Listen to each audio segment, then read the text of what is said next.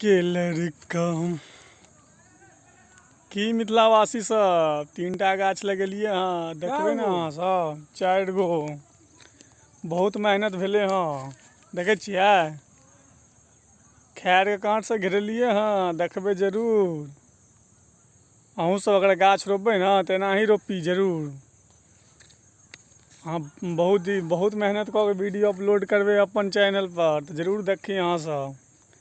देखे छियै कते बंदोबस्त के साथ घेरलिए हाँ। ई खुट्टा देखाइ ई कांट देखियो तो सुई जकाँ कांट छै यौ, छुबै तऽ सुई जकाँ कांट गड़त, सच्चे कहै छी कांट जे छै सुई जकाँ छै। देखियो तो अहाँके की लागैए ई गाछ कते वाला हेतै अंदाज करियौ ने, कमेंट में लिखियौ ना ई गाछ कते वाला हेतै।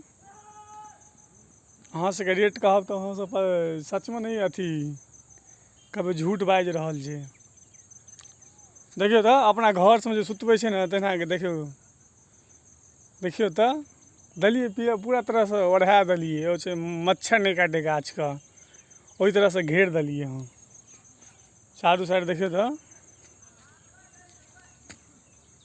हाँ से कते सुंदर लगते गाछ में। देखिए अहाँ के ई कांट देखात, ई अमती के कांट छै, देखियो तो सुई जकाँ छै।